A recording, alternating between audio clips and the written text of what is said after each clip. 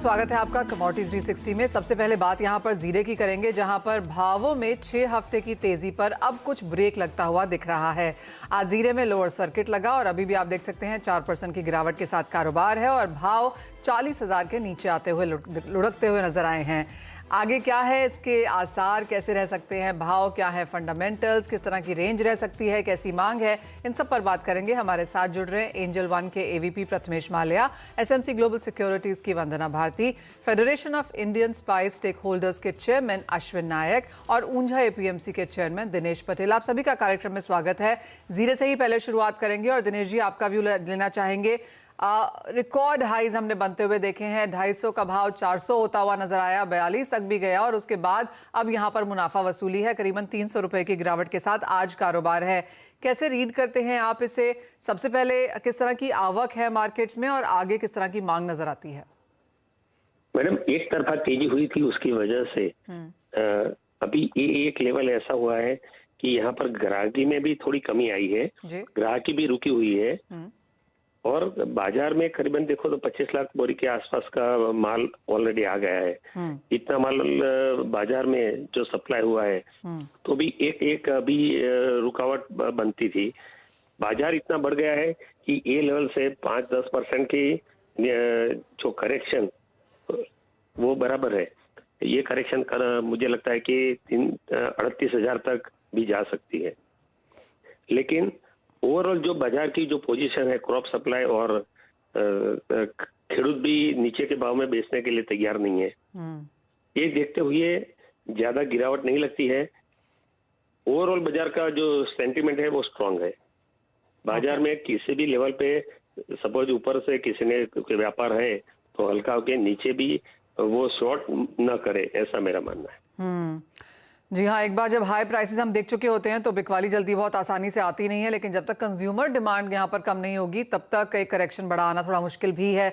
अश्विन जी, आप कैसे देखते हैं? और जैसे दिनेश जी ने कहा कि 25 लाख बोरी की आवक तो बाजार में आ चुकी है, ओवरऑल फसल पर अब कोई और क्लैरिटी है? क्योंकि अब तक भी हमने देखा है अलग अलग फसल कोट होते हुए एक रेंज निकल के अभी भी बहुत बड़ी सी आ रही है।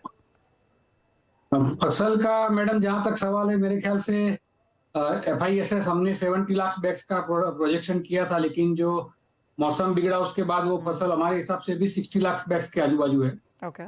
तो जो डिमांड और सप्लाई का गैप है वो तो अभी काफी बना हुआ ही है, क्योंकि करीबन 80 लाख बैग की डिमांड है और 60 लाख बैग का सप्लाई है। ये साल कैरी ओवर है नहीं।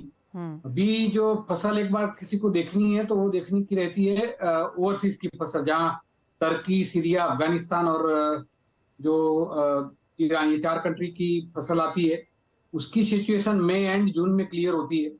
वैसे उसके इनिशियल रिपोर्ट जो आ रहे हैं वो ज्यादा बड़ी कोई फसल के नहीं है, लेकिन ये कंट्रियों से एकदम परफेक्ट इंफॉर्मेशन निकालनी भी मुश्किल होती है। तो जब तक वो क्लैरिटी नहीं आए तब तक उधर का मामला एक बार खाली देखना पड़ेगा। बाकी इंडिया के जो ओवरऑल फंडामेंटल है वो पूरे साल के लिए स्ट्रांग बने हुए हैं।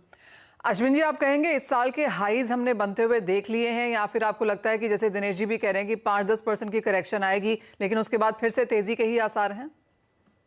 करेक्शन मुझे लग रहा है कि थोड़ी आनी चाहिए, क्योंकि पिछले 15 दिन में ही बहुत जबरदस्त एक तेजी का राउंड आया था।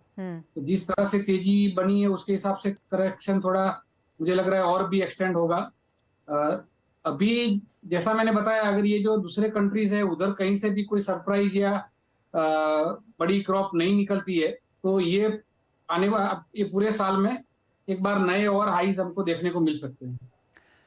आप लोग इस इंडस्ट्री में कई सालों से हैं। अश्विन जी, जिस तरह की तेजी हमने यहाँ पर पिछले 1 साल में आते हुए देखी है, 6-7 हफ्ते में जो आते हुए देखी है, कैसे रीड करते हैं? और अब हमें फसल का पता है, हमें ये भी पता है कैरी फॉरवर्ड स्टॉक नहीं है, सामने कितना डिमांड है, वो भी सारे नंबर्स अब यहाँ पर क्लियर हैं, on the verge of it. यहाँ से और कितनी तेजी की उम्मीद फिर है और खरीदार कहाँ पर रुकते हुए दिखेंगे?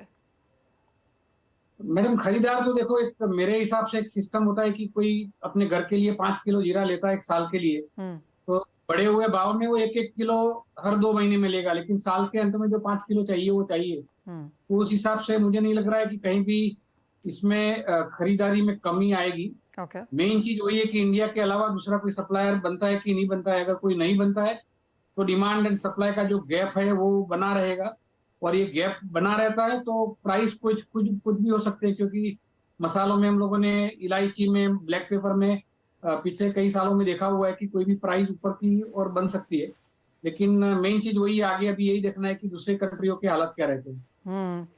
दिनेश जी लिवाली, आप